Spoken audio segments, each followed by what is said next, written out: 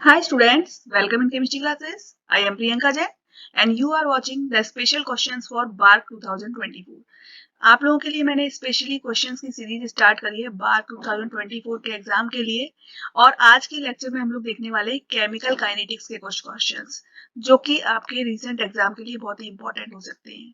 ठीक है, और इसके अलावा अगर आप नेट के एग्जाम के लिए, गेट के एग्जाम के लिए, आईआईटी जेम के एग्जाम के लिए, टिफर के लिए, किसी के लिए भी प्रिपेयर कर रहे हैं तो ये जो क्वेश्चंस हैं वो आपके लिए इक्वली इंपॉर्टेंट है। ठीक है, तो ध्यान से इन्हें देखिए, पहले अपने आप खुद से लगाने की कोशिश करिए, वीडियो को पॉज करिए, क्वेश्चंस को खुद से ट्राई करिए और अगर आपसे नहीं होता है या कोई भी प्रॉब्लम है तो आप दोबारा से इसको स्टार्ट करके और फिर से देखिए।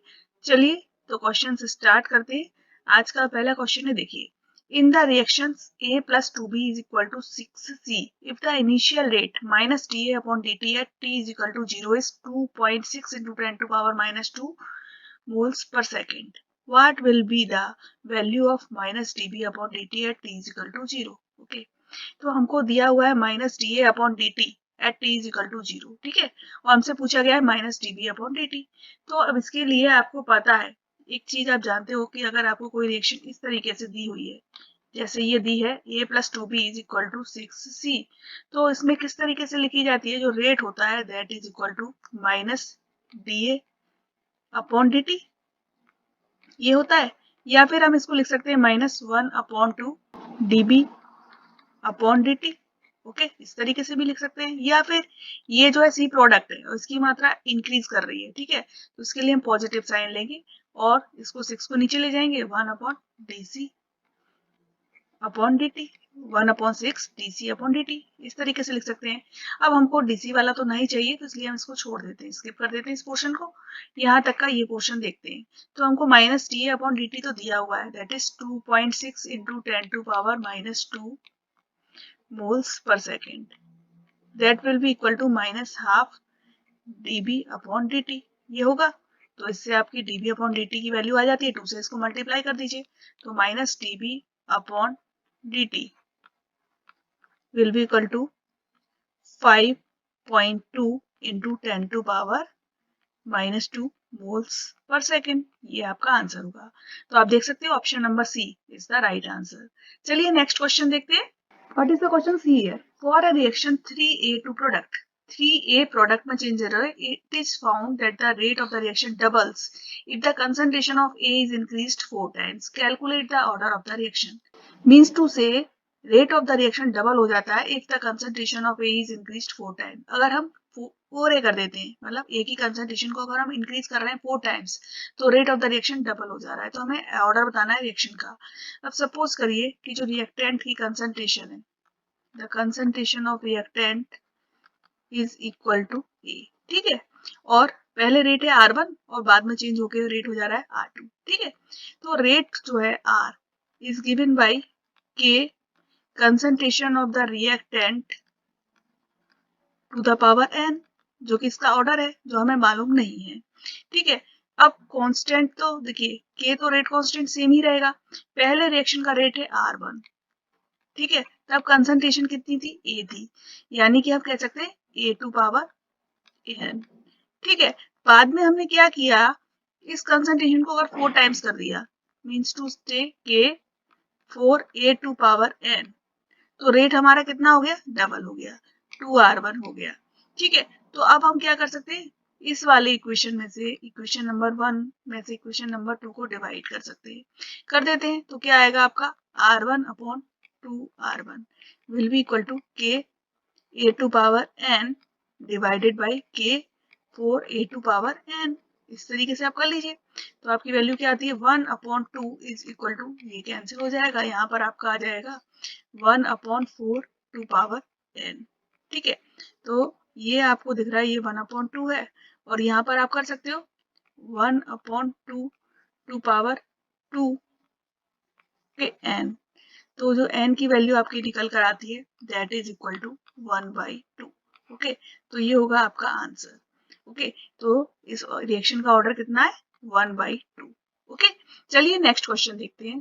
देखिए क्वेश्चन क्या है, in a second order reaction both the reactant have equal initial concentrations, यानी कि एक सेकेंड ऑर्डर रिएक्शन में दोनों ही रिएक्टेंट्स की कंसंट्रेशन इक्वल है, time taken for 60% completion of the reaction is 3000 second. 60% complete होने में टाइम लग रहा है 3000 सेकेंड।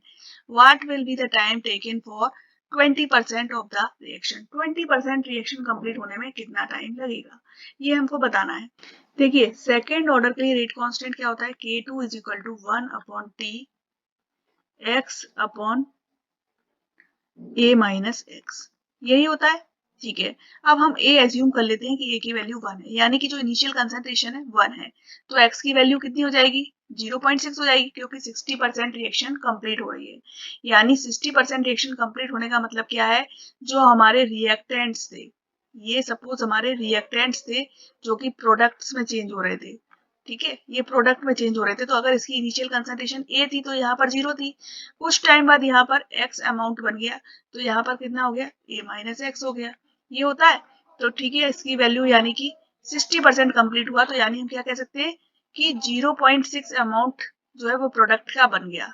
ठीक है, तो इस तरीके से हम यहाँ पर करेंगे, तो t की वैल्यू कितनी आएगी, 3000 सेकेंड आप रख दीजिए, x की वैल्यू 0.6 रख दीजिए, यहाँ पर कर दीजिए आप 1 माइनस 0.6। ठीक है, अब इसको आप कैलकुलेट कर सकते हो, तो वैल्यू कितनी आ रही है यहाँ पर 0.6 डिवाइडेड बाई 0.4 इंटू 3000, यानी कि ये वैल्यू हो जाती है आपकी 1/2000। ओके, K2 की वैल्यू आपको मिल गई है 1/2000। हमें ज्यादा सॉल्व करने की जरूरत नहीं, क्योंकि हमें आगे करना है, प्रोसीड करना है, क्योंकि अब हमको क्या करना है, टाइम निकालना है फॉर 20% कंप्लीशन। 20% जब रिएक्शन कंप्लीट होती है तब कितना टाइम लगेगा, तो आप K2 की वैल्यू आपको पता है, आप K2 की वैल्यू रख सकते हो, तो T की वैल्यू आपकी क्या निकलेगी, 1/K2 x upon a minus x, तो यानी यहाँ पर वैल्यू आप रख दो 1/2000, यहाँ पर x की वैल्यू कितनी आएगी 0.2 और a माइनस एक्स, यानी कि 1 में से आप माइनस कर दीजिए 0.2, तो 0.8 आ जाएगा, तो ये वैल्यू आपकी आती है 500 सेकेंड। ठीक है, तो आंसर आपका कितना आता है यहाँ पर 500 second, this will be your answer. चलिए नेक्स्ट क्वेश्चन देखते हैं। ये देखिए, ये क्वेश्चन ग्राफ बेस्ड है। An exothermic chemical reaction is occurring in 2 steps. 2 steps में एक एक्सोथर्मिक रिएक्शन हो रही है, आपको दिया क्या है कि रिएक्शन एक्सोथर्मिक है। फर्स्ट स्टेप क्या है, a प्लस बी एक्स बना रहे हैं, ये स्लो स्टेप है, और सेकंड स्टेप क्या है, x जो है वो a b बना रहा है और ये फास्ट स्टेप है। The process of reaction can be described by. अब हम किस ग्राफ के द्वारा इस रिएक्शन को बेटर शो कर सकते हैं।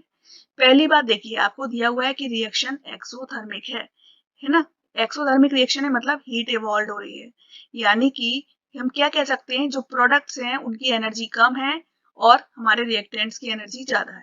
ठीक है, रिएक्टेंट्स की एनर्जी ज्यादा है, प्रोडक्ट्स की कम है, जिसलिए क्या होगा, एनर्जी निकलेगी।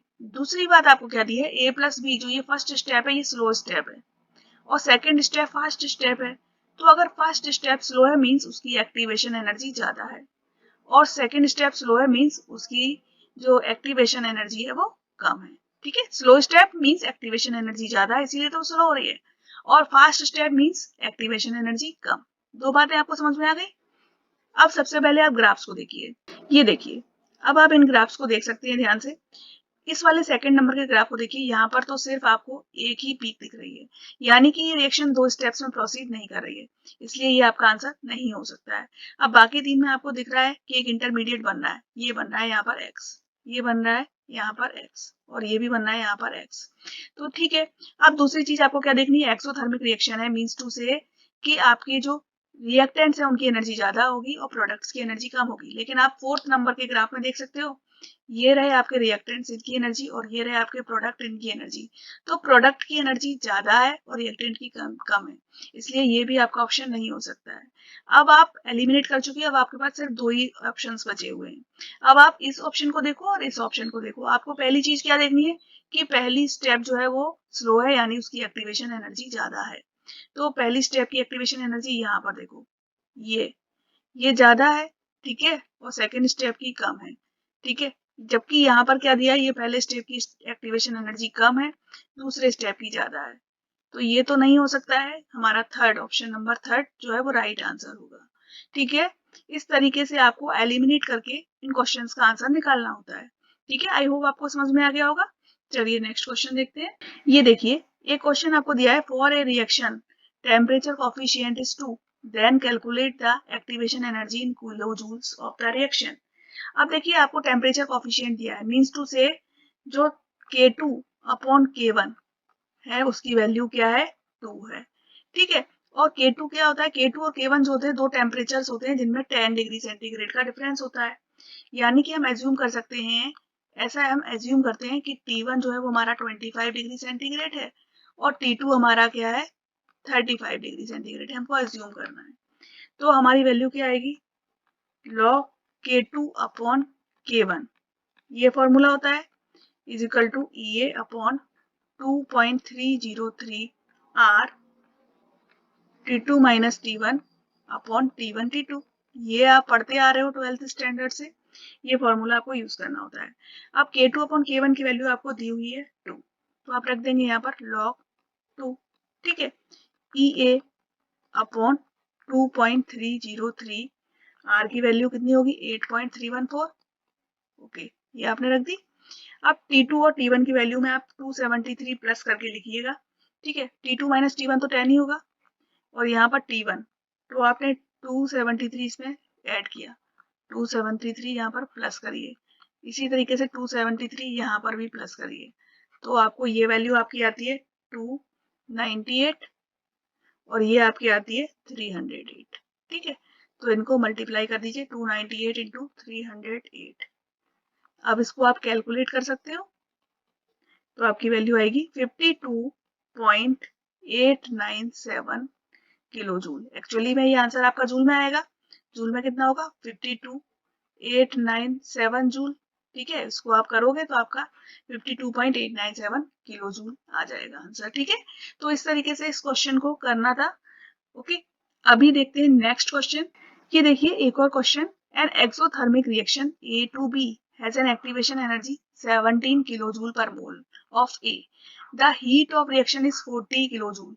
Calculate the activation energy for the reverse reaction B to A. ठीक है, हमको एक रिएक्शन दी है A to B, इसके लिए आपको एक्टिवेशन एनर्जी की वैल्यू दी हुई है 17 किलो जूल, ठीक है। डेल एच की वैल्यू आपको दी हुई है -40 किलो जूल। तो अब आप जानते हो del H is equal to क्या होता है, EA of the forward reaction minus EA of the backward reaction. Forward reaction की एक्टिवेशन एनर्जी में से आप बैकवर्ड स्टेप की एक्टिवेशन एनर्जी को माइनस कर दो, तो EA और बैकवर्ड आप निकाल सकते हो, आप बिल्कुल निकाल सकते हो। 17 माइनस 14 कर दीजिए, तो आपकी वैल्यू कितनी आती है, 57 किलो जूल, ठीक है। तो ये होगा इस क्वेश्चन का आंसर, ओके। तो इस तरीके से ये क्वेश्चंस करने थे आपको। इसी तरीके के और भी क्वेश्चंस हम लोग अदर दूसरे वीडियोस में करेंगे। इससे पहले मैं एक इलेक्ट्रोकेमिस्ट्री का एक लेक्चर बना चुकी हूँ, उसका भी आपको लिंक डिस्क्रिप्शन बॉक्स में मिल जाएगा, वो आप देख सकते हो।